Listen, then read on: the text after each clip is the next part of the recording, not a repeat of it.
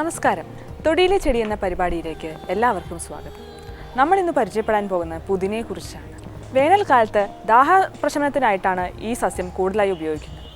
ലാമിനേസി കുടുംബത്തിൽപ്പെടുന്ന മെന്താ സ്പിക്കാറ്റ എന്നാണ് ഇതിൻ്റെ ശാസ്ത്രനാമം.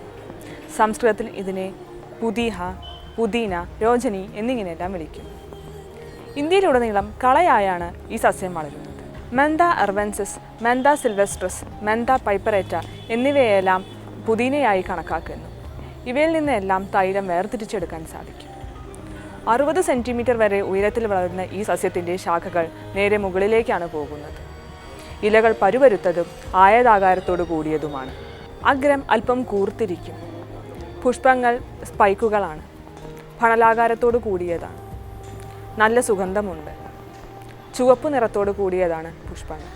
ഇതിൻ്റെ പുഷ്പമഞ്ജരിയിലും ഇലയിലും സുഗന്ധമുള്ള ബാഷ്പശീല തൈലം അടങ്ങിയിട്ടുണ്ട്. പിന്നെ ഒരു തരം ടാനിനും ഇതിൽ അടങ്ങിയിരിക്കുന്നു. ഇലയും തൈലവുമാണ് ഇതിൻ്റെ ഔഷധയോഗ്യമായ ഭാഗങ്ങൾ. കഫവാത രോഗങ്ങളെ ശമിപ്പിക്കുന്നു. രുചിവർദ്ധകമായും ജ്വരശമനമായും ദാഹപ്രശമനമായും ആണ് ഇതിനെ കണക്കാക്കുന്നത്. ഇതിൻ്റെ കൂടുതൽ വിവരങ്ങൾ നമ്മളോട് ഡോക്ടർ CM ശ്രീകൃഷ്ണൻ വിവരിക്കുന്നതാണ്.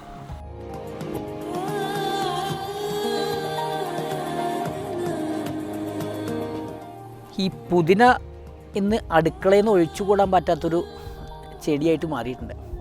കാരണം ഇതിൻ്റെ പ്രധാനപ്പെട്ട ഉപയോഗം ഇത് ഈ കഫവാതശമനം എന്നാണ് പറയുക. പക്ഷേ ഇത് ഭയങ്കരമായിട്ട് അഗ്നിദീപനം ഉണ്ടാക്കും, അതായത് വിശപ്പ് ഉണ്ടാക്കും, നല്ലോണം രുചി ഉണ്ടാക്കും. ഈ കറികളിലെല്ലാം ഇത് ചേർത്ത് കഴിഞ്ഞാൽ ഈ പെട്ടെന്ന് എളുപ്പം ദഹിക്കുന്നതായിട്ട് മാറും. പിന്നെ ഇതിൻ്റെ ഒരു ഉപയോഗം, ഇതിന് മെന്തോൾ എന്ന് പറയുന്ന ഒരു എണ്ണ ഇതിന്ന് എടുക്കും. മെന്തോൾ ഒരു അത് ഏറ്റവും പ്രധാനപ്പെട്ട ഒരു സാധനമാണ്. ഇന്ന് കിട്ടുന്ന ഈ പെയിൻ ബാമുകളിൽ മിക്ക പെയിൻ ബാമുകളിലും ചേരുന്നൊരു സാധനമാണ് ഈ മെന്തോൾ.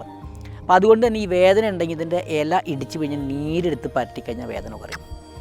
പിന്നെ ഈ മൂക്കടപ്പ് ജലദോഷമൊക്കെ ഉണ്ടെങ്കിൽ ഈ ഇതിൻ്റെ ഇല ഇട്ടിട്ട് വെള്ളം തിളപ്പിച്ച് അതിങ്ങനെ ആവി കൊണ്ട് കഴിഞ്ഞാൽ അതപ്പം നിൽക്കും. പിന്നെ ഇതിൻ്റെ ഈ വയറിലുണ്ടാകുന്ന അസുഖം, അതായത് വയറുവേദന, ചിലപ്പോൾ ദഹനമില്ലായ്മ, അല്ലെങ്കിൽ വയറിങ്ങനെ ഇളകി പോവുക, അതിനൊക്കെ ഇത് ഒന്ന് ഇടിച്ച് പിഴിഞ്ഞിട്ട് ലേശം ഉപ്പും ചേർത്തിട്ട് കഴിച്ച് കഴിഞ്ഞാൽ ഇതിന് നല്ല ശമനമാണ്.